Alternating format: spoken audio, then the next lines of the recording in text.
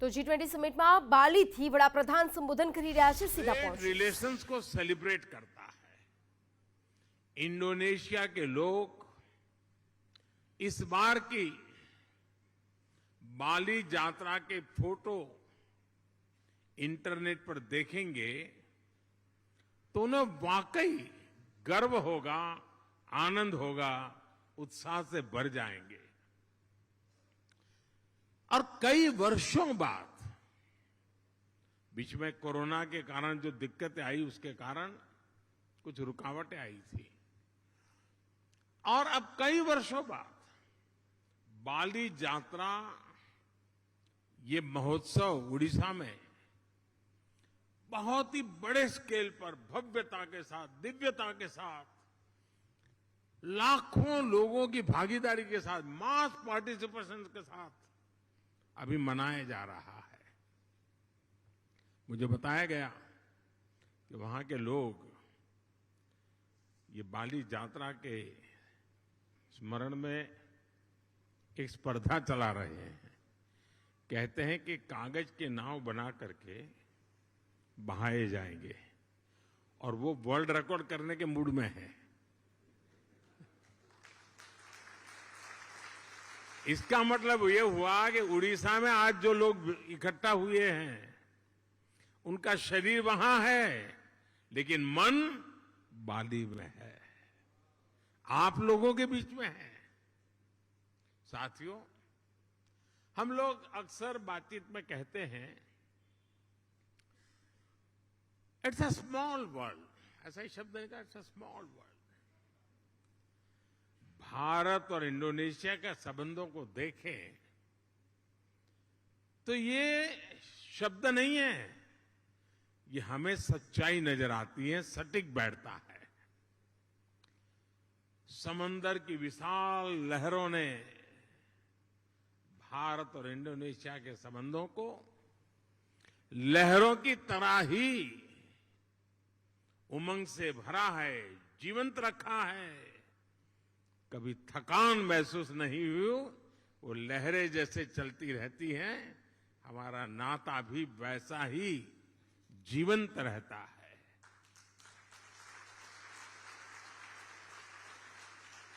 एक समय था जब कलिंग, मेदांग जैसे साम्राज्यों के माध्यम से भारत का दर्शन, भारत की संस्कृति इंडोनेशिया की धरती तक पहुंची. आज एक ये समय है जब भारत और इंडोनेशिया 21वीं सदी में विकास के लिए एक दूसरे के साथ कंधे से कंधा मिलाकर काम कर रहे हैं. इंडोनेशिया की जमीन ने भारत से आए हुए लोगों को प्यार से एक्सेप्ट किया, उन्हें अपने समाज में सम्मिलित किया. इसी वजह से आज आप सभी इंडोनेशिया के विकास और समृद्धि में अपना योगदान दे रहे हैं. हमारे बहुत सिंधी परिवार यहां रहते हैं और भारत से आए हुए हमारे सिंधी परिवार के भाई बहनों ने यहां के टेक्सटाइल सेक्टर में, स्पोर्ट्स गुड सेक्टर में, इतना ही नहीं, फिल्म और टीवी इंडस्ट्री में भी काफी कुछ कंट्रीब्यूट किया है. गुजरात से जुड़े हुए काफी लोग यहां हैं. जेम्स, डायमंड्स, माइंस, इवन खेती, किसानी, उसमें भी वो लोग नजर आते हैं. भारत से आए हुए engineers, chartered accountants, professionals Indonesia के विकास के सहयात्री बने हुए हैं. कितने ही तमिल भाषी कलाकार यहां की संस्कृति, यहां के आर्ट्स को और समृद्ध करने में अपना योगदान दे रहे हैं. मुझे याद है जब 3-4 साल पहले इंडोनेशिया के बप्पा नयोमान न्यू आर्टा जी को भारत ने पद्मश्री से सम्मानित किया था। उस समय भारत का राष्ट्रपति भवन तालियों की गड़गड़ाहट से गूंजता ही रहता था। उनकी बनाई कलाकृति गरुड़ विष्णु केनकाना का कोई शायद हिंदुस्तानी ऐसा नहीं होगा जो उसकी प्रशंसा न करता हो। ऐसे ही इंडोनेशिया के वायन दिव्या और आगोस इंदिरा उदयन जी, उनको जब पद्म सम्मान मिला था तो मुझे उनके बारे में काफी कुछ जानने का, निर्णय करने से पहले मुझे काफी कुछ उनके विषय में जानने का मौका मिला। आगोस इंदिरा उदयन जी, आप भली भांति परिचित हैं उनसे और आज यहां मौजूद भी हैं।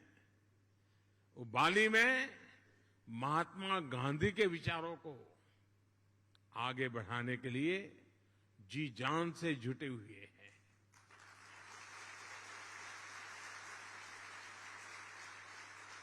मैंने कहीं उनका एक इंटरव्यू देखा था,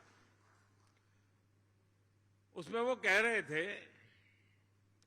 कि भारत की सबसे बड़ी विशेषता अतिथि देवो भव की है। यानी अतिथि देवो भव, ये भावना जो है ये हर भारतीय के रगों में है। अपनत्व का ये भाव प्रकट होता है। मुझे इंटरव्यू पढ़ के अच्छा लगा, लेकिन मुझे एक ही बात और भी बतानी चाहिए। अपनत्व के विषय में भारत की तारीफ हो रही होगी, लेकिन इंडोनेशिया के इंटरव्यू पढ़ के अच्छा लगा, लेकिन मुझे एक ही बात और भी बतानी चाहिए। अपनत्व के विषय में भारत की तारीफ हो रही होगी, लेकिन इंडोनेशिया के लोगों का भी अपनत्व कम नहीं है।